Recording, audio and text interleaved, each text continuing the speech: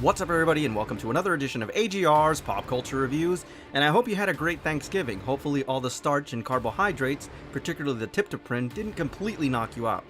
Now here's the deal, Aquaman for many years has gotten kind of a bad rap. A lot of it has to do with his rather flamboyant taste in costumes. Unfortunately, he's been parodied so many times, particularly on the Family Guy, for his questionable powers, and I have to admit, that skit was actually pretty funny.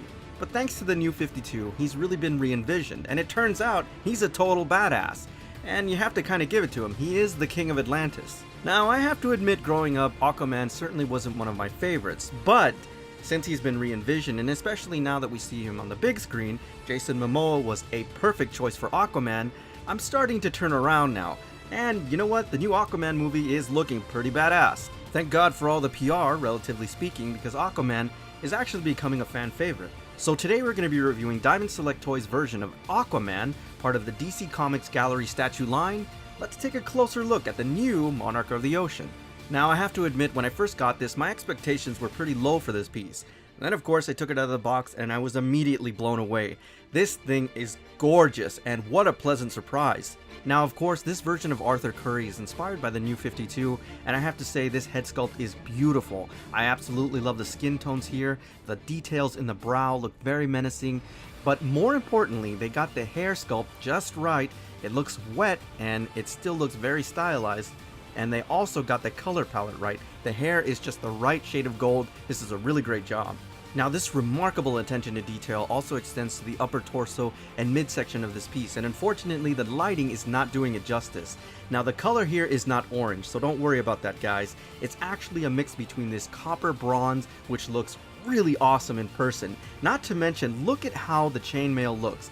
Each of them are individually sculpted, and it also belies the musculature right underneath. This is an amazing job for this price point, guys, and something that I was really impressed with. Now, here's the wonderful thing about this piece. They managed to include the color palette of the New 52 while not making the statue look too cartoony, and they did a great job here. That shade of green looks great, offset against the black trousers and the gold belt.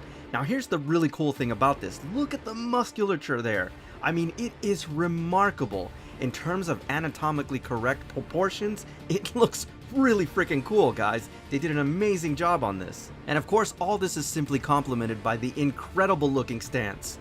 Now, all of these remarkable points on the statue are pretty good, but they would be meaningless without his tried and true weapon. If they screwed up the trident, this statue would be worthless. And fortunately, they did an amazing job here. One of the wonderful things about this weapon is that it really is a focal point of the piece, and they spared no expense here. It is incredibly detailed. Fortunately, the paint job is remarkable, and I see no QC issues here, but most importantly, they painted it in a way that it looks like it's made out of some kind of alloy or metal. And this thing is so long that I have to actually back up the camera and it went out of focus. Now, hands down, this is definitely a piece that you absolutely must mirror, because it is really impressive on the reverse side. Of course, you have that wonderful attention to detail on the back. I mean, just take a look at the muscular structure and you really get a sense of the power of Aquaman here. The reverse side also gives you a greater appreciation of just how long the trident is, and it really gives you a sense of verticality. But most importantly, it also gives you an idea of the engineering that went into this piece that makes it look so remarkable. The reverse side is really epic. Now, by any standard, and you can look at this objectively, the one thing that really turns over this piece for me, as it would for most people, is definitely the base.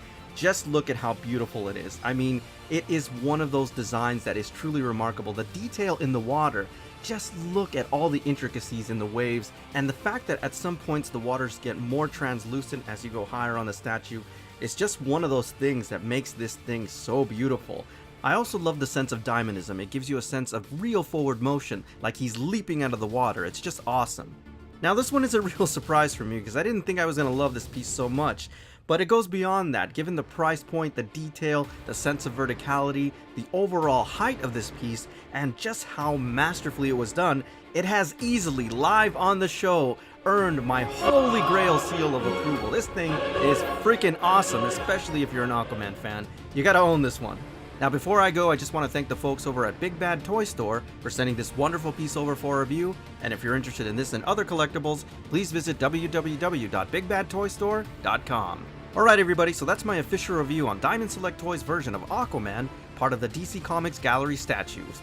As always, I thank you for tuning in, and I'll see you on the next AGR's Pop Culture Reviews.